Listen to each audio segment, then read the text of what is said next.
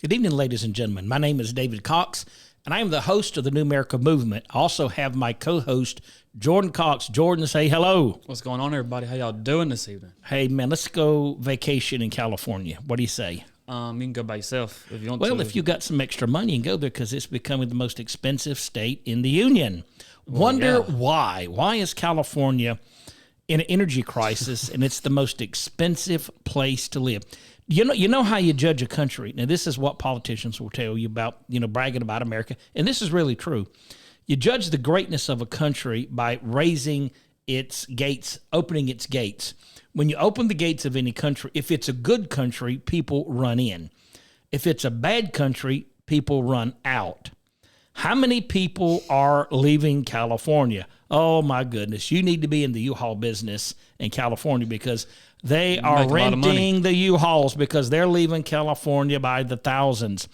And it's almost become an epidemic in California.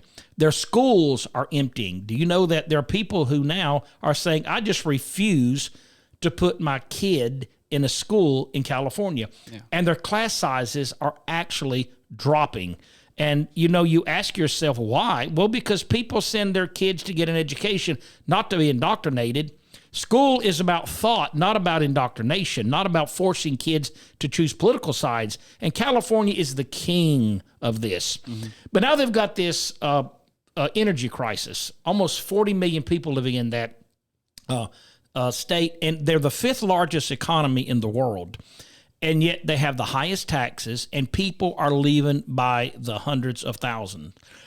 You see people in the South, you meet people all over the country outside of California, and they're all saying, we're glad we're out of here. Matter of fact, I was flying to Vancouver a few weeks ago, and I'm in the airport, and I'm talking to a lady at the desk, and I tell her where I'm from, and she says, oh, I can't wait to get out of here. She's from San Francisco. And I said, well, isn't this a beautiful state? And she says, oh, my God, it's so expensive. And said, you can't even walk out of your door. I said, well, why not? She says, my goodness, even in the airport, we don't recommend you to leave the airport because we have people being stabbed. I said, well, what are you talking about? And she said, the violence. I said, well, why is there violence in California? In San Francisco, she said, my gracious, the homeless people are here by the thousands. And said, anybody that lives in San Francisco will tell you, do not leave your house. Be very careful where you go and anywhere you go in San Francisco. And she said, matter of fact, we've looked at South Carolina because we want to get out of California. Now, what's interesting is that they're in this energy crisis. And you see all these leaders in California that are trying to come up with this thing that's going to fix their energy crisis. It's going to solve it, pretty sure. They want to get all their vehicles, 50% of their vehicles on hydrogen or electric vehicles by the year 2030, and pretty much fully by 2035. So in other words, you cannot sell a car that burns on fossil fuel in, around 10 to 15 years. By 2030, they're going to clamp down so tight on it that you're almost going to be forced to buy this $60,000 to $100,000 car, or you won't have a vehicle. They're pretty much going to get rid of all fossil fuel vehicles. Now think about that. If you're any kind of economist or business person, and you're running a pizza delivery business, if you're running a carpet cleaning business, and the state is telling you that in anywhere from 8 to 10 years, we're going to get rid of all of these fossil fuel vehicles. You're not going to be able to buy one. Well, what is going to happen to these companies and these businesses? I know the answer to that. They're going to say, we're not talking about those, but they're going to start targeting them. They're going to limit part sales. They're going to limit renewing of license and tags on these vehicles because their goal is to turn California into a state that runs 100% on electric vehicles. Now, I want to talk about how stupid this is, if I can, because and some of people don't know this, to make a battery for an electric car is one of the most complicated mechanisms that's on Earth. It literally has thousands of parts, and you have to mix a lot of very deadly chemicals together to get that battery to last a long time. And if you study how you make batteries, when that car ceases to exist, what do you do with the battery? It is 10,000 times more lethal than a regular car battery or a gas engine. The problem is going to be, how do you and where do you put all these batteries? Go ahead. So are you saying that this really doesn't work? I'm saying that according to really smart people, no, it doesn't work. It's not an answer. It is a political motivation that for some reason, and I think a lot of this, Jordan, is that a lot of these people just aren't that smart. No. You know, you look at politicians and sometimes you scratch your head and say, man, how'd you get in office? And how are you helping the country with that thing on top of your head? Because when you talk, you know, well, like AOC, my God, the list goes on and on and on of these leaders that have no capability of helping this country. No. The world is going to end in 12 years if we don't address climate change. And matter of fact, they're doing so much damage to it that they're willing to take the state of California and say we're going green, we're getting rid of fossil fuels, when you're willing to use a battery that's going to burn a lot of electrical power. And let me remind you of this.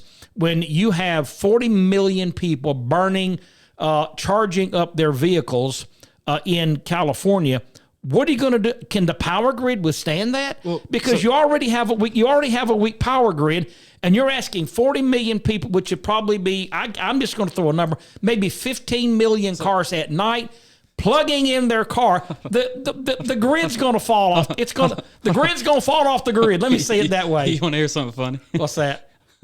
Gavin Newsom, California pleads for drivers to stop charging cars right after banning gas vehicles. This is the point. You cannot sustain this. You can't. So I just want to touch on this real fast. You're trying to go green in like 8 years, all this stuff like that. That's fine. That's cool. But now you're telling your citizens that they have to stop charging their cars now, their electric cars. You told them to go get them. See, that's the problem here. One problem creates another problem. And if you don't have answers for the first problem, once you get on board with what you're trying to accomplish, you've created another set of problems.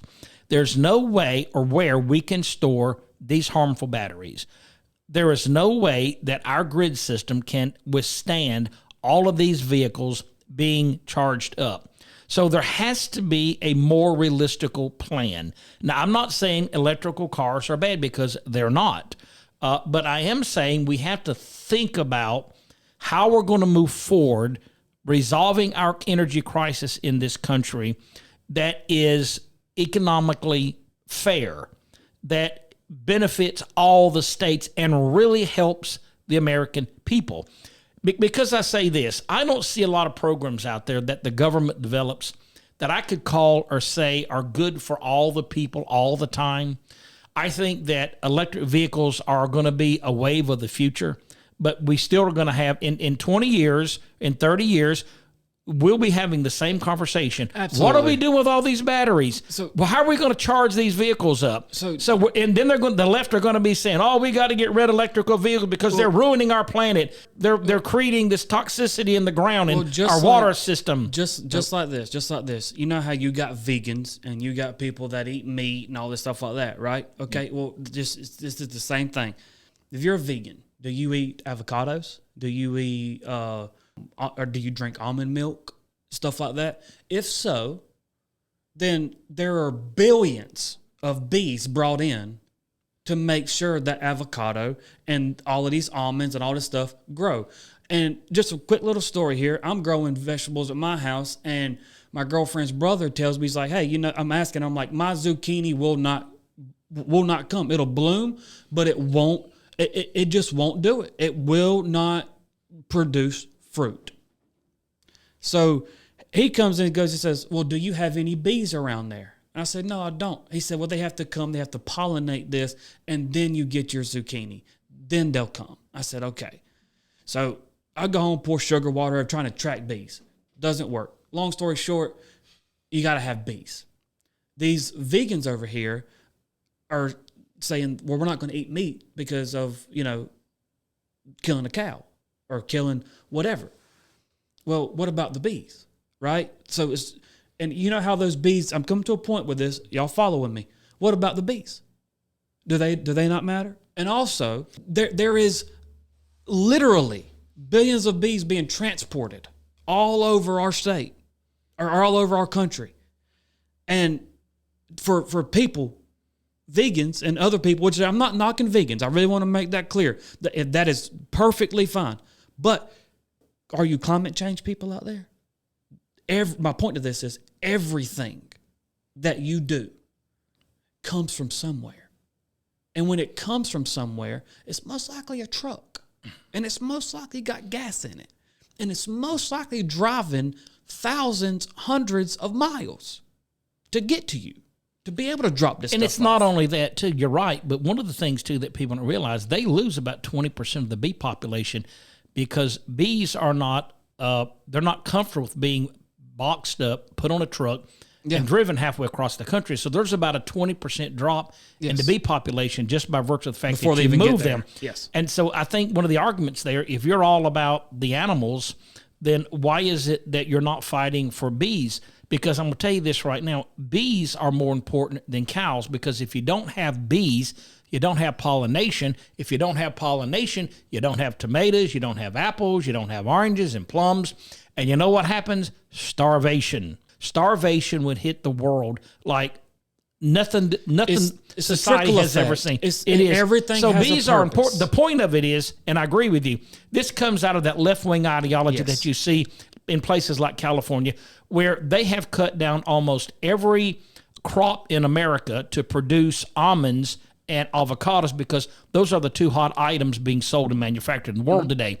And so people bring these bees in, and the vegans then say, well, that's good. They drink the milk, eat the avocados, but you also have a massive problem because you're losing a massive part of the bee population, which they need to pollinate the almonds and the avocados, but at the same time, they're not saying anything about how many bees die in this process. And you're a Californian thinking that, well, we're the cutting edge, and yet you're allowing these bees to die that you're going to need to feed you in the future. It's confusing. But I don't know. But isn't it just like liberals to not stand up for the little guy?